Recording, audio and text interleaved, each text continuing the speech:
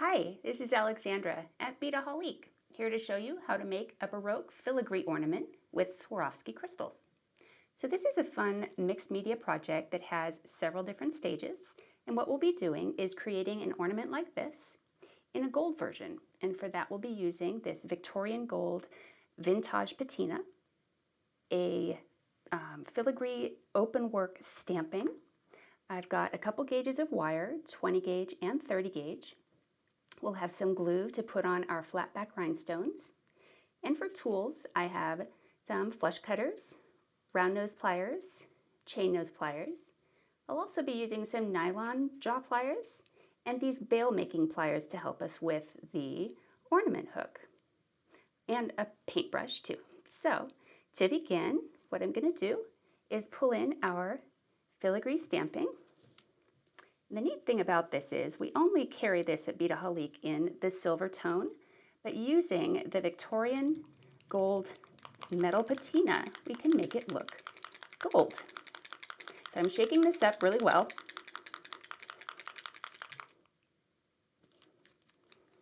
And I'm going to pour a small portion out onto my Post-it note. I do recommend having paper on top of whatever you're covering your work surface with, because this can sometimes bleed through, but you don't need very much. I'm going to take up my paintbrush and just start working over the top in a nice thick coat of gold. Vintage patina is so versatile and quick drying. You can decide if you want to wipe it off and have it just coloring in the spaces inside of your design, or if you want to create a more enameled look. It's really up to you. For this project, we're going to make it nice and thick to cover up all that silver.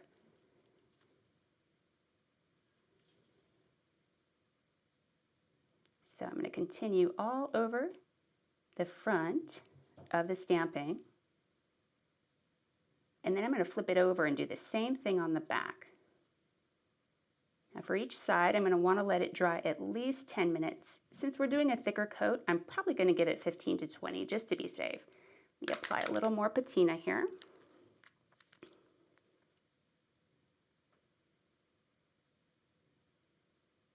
And keep painting. I've got paper towels down. You could use butcher paper or whatever sort of cover that you want to use for your workspace.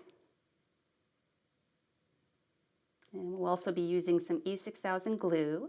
You'll want to protect your surface for that as well, just in case.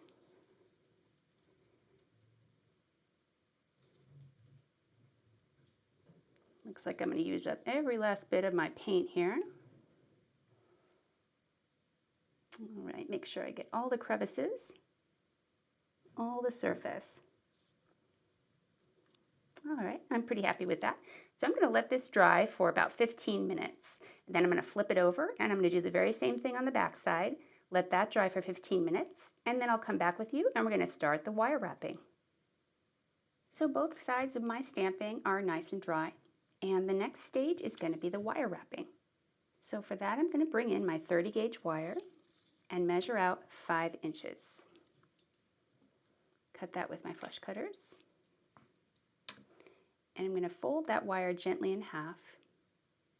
This is the very thinnest gauge. I don't get to use it very often, but it will be good for what we're doing here. I'm going to lift my stamping up and I'm going to send the wire through the back side, through 2 of the holes of the filigree, trapping the wire like so, and sending it through the center of one of these openings where we're going to want our beads to lay. So now that I have the wire on, I'm going to bring in the beads I want to string on. And for this, I'm going to be using a 4mm bead cap. I've got a 10mm Swarovski crystal Baroque bead, another bead cap, and a 4mm Swarovski Bicone. So one by one, I'm just going to send both wires through those beads. I'm going through the back side of the first cap so that the wider end will be cupping the wider side of my Baroque bead.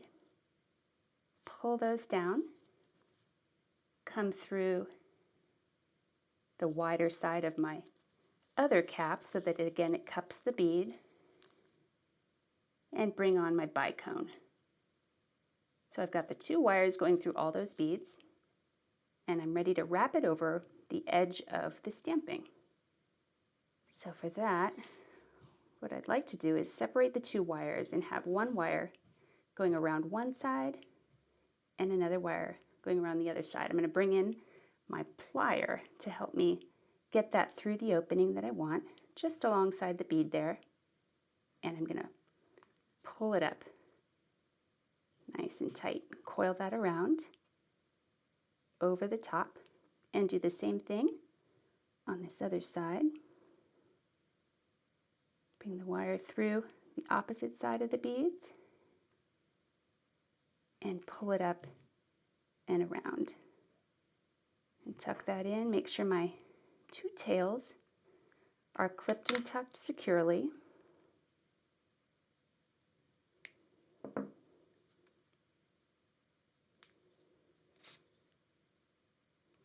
And this wire is so thin that it really forms to whatever you're wrapping, and that's good. All right, so we have our first beads attached. So I'm going to do the next one here. Again, I'm going to cut 5 inches of wire.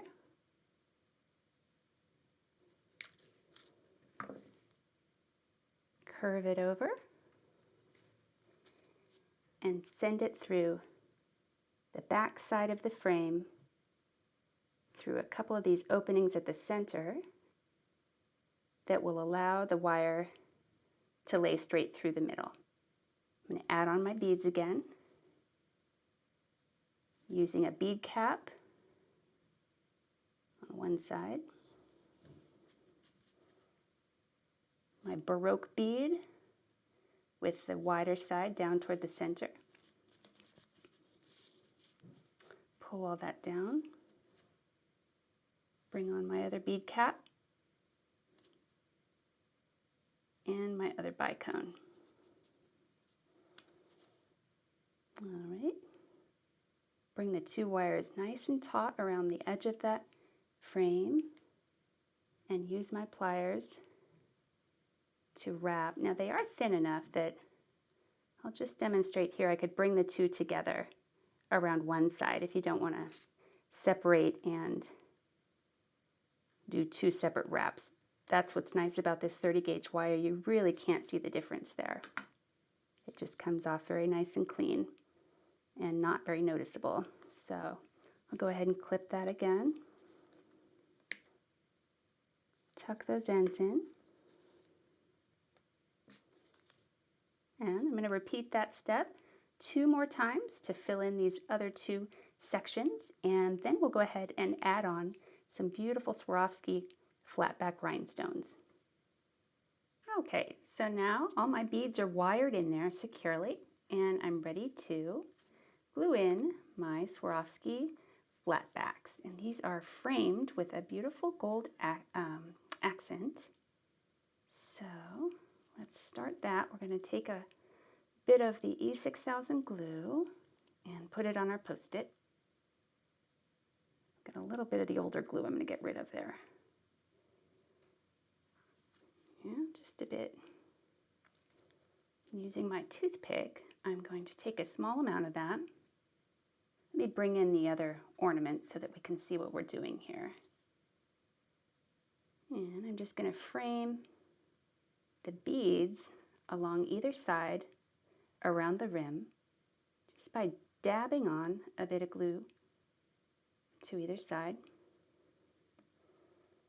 And basically, I searched out surfaces on the filigree that would accommodate the most glue to hold on to these flatbacks. So I'm just going to situate that with my finger and take my next one and set that in. Continue around the edge that way. First, let me get one centered into the middle where I want it as well. So that's going to be placed right here, and there is an opening in there that I'm going to go ahead and cover with the glue. The E6000 is easy to work with because it behaves pretty much like rubber cement, so it really adheres to itself. It's fairly quick drying, but you definitely want to give it the full amount of time. So once we get these all on here, I'm going to let this sit for a good hour, and that will give it a good time to set. So let's do another round here. I'm going to come up on this side of the bead, apply my glue, and if you have a little extra glue poking out the sides, it's easy enough to remove once it's dry. Tap those in, and I'm going to continue in this pattern, just setting a bead in the center and toward the edges all the way around. We'll let that dry for 1 hour and then come back, and all we'll have left to do is create an ornament hook. So all my rhinestones are set and glued, and our last step is to make a handmade ornament hook. I'm going to use some 20 gauge wire to do that. We do have a full video on DIY ornament hooks, so feel free to check that out.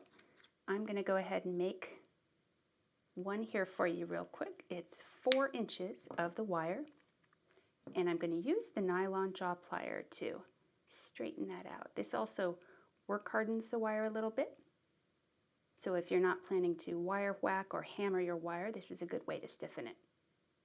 All right, I'll bring in my round nose plier, and gripping at the end, I'm just going to turn the wire over and create a small end loop.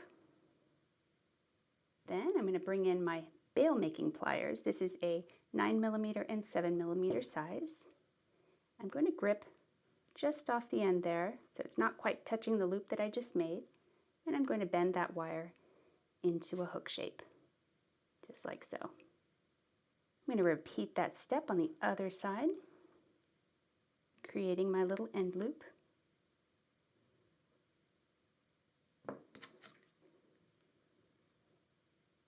Gripping with my bail making plier and curving that around. Now you can decide how long or short you would like these hooks. You'll see that mine is a little bent off to the side. You can just adjust that like so. And I think that adds a really nice handmade touch. So we'll just put that on our ornament by hooking it at the center up there.